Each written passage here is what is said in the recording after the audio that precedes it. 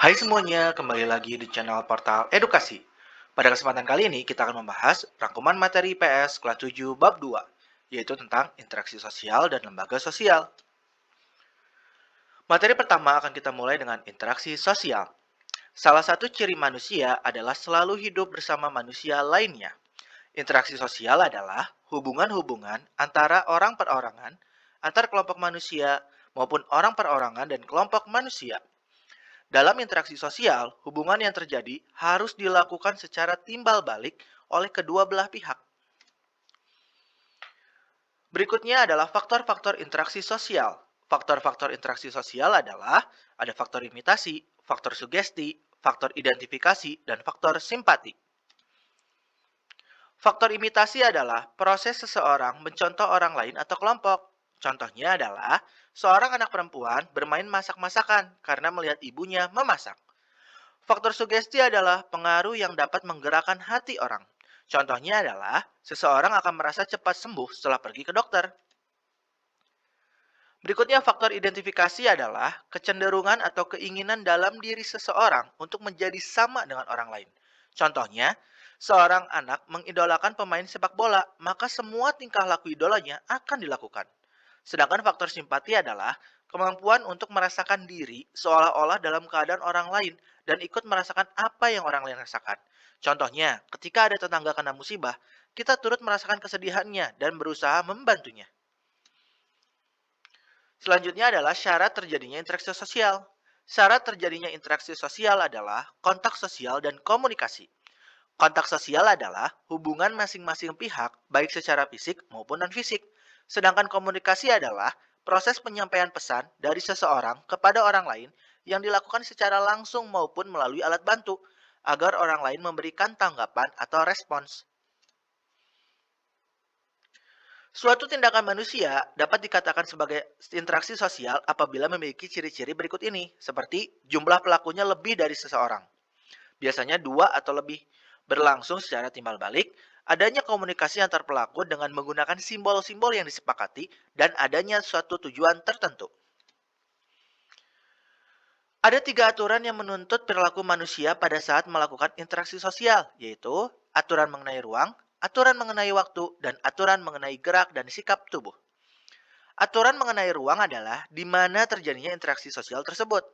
Aturan mengenai waktu adalah kapan interaksi sosial itu terjadi.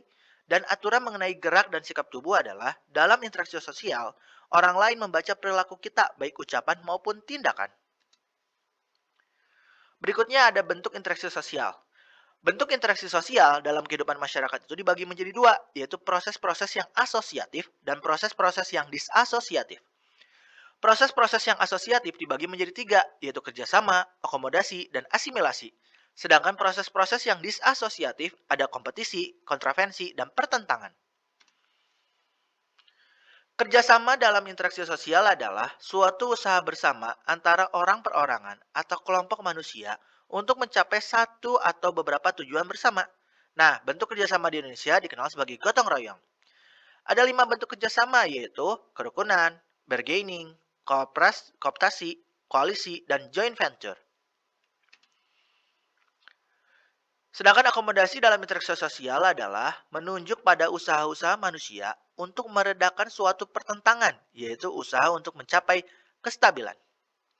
Ada 7 bentuk akomodasi, yaitu koersi, kompromi, habilitasi, mediasi, konsiliasi, toleransi, stelemate, dan adjudifikasi.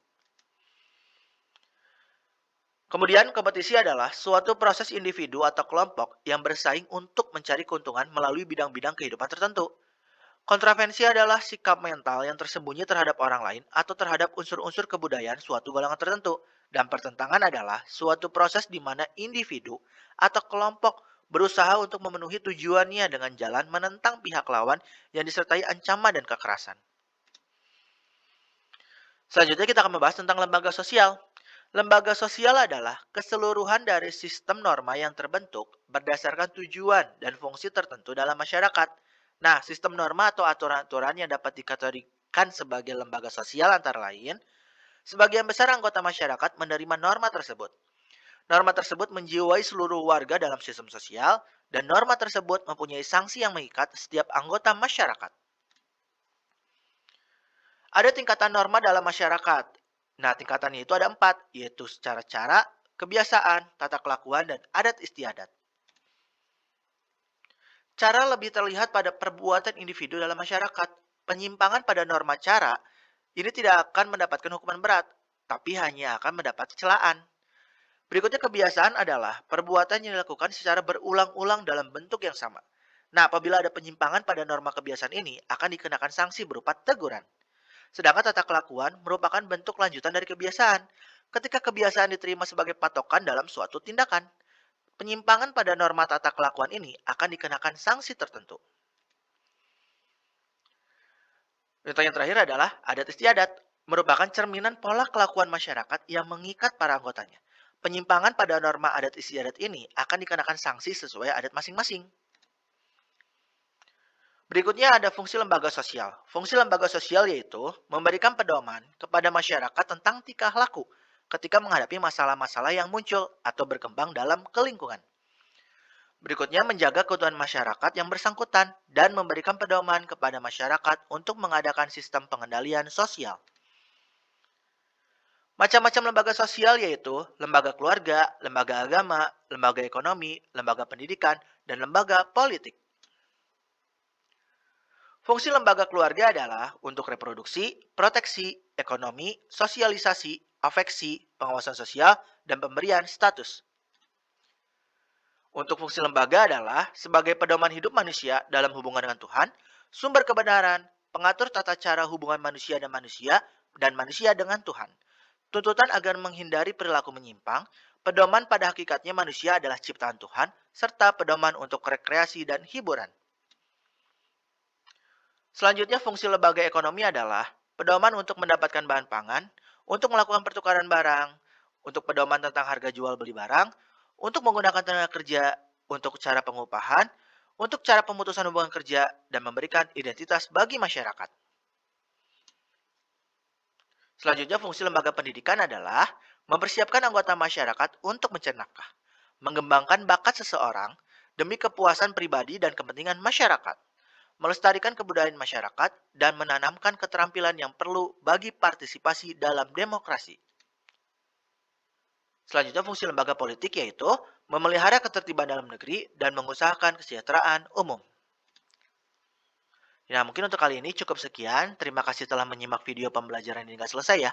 Semoga bermanfaat untuk kita semua. Jangan lupa like, comment, and subscribe.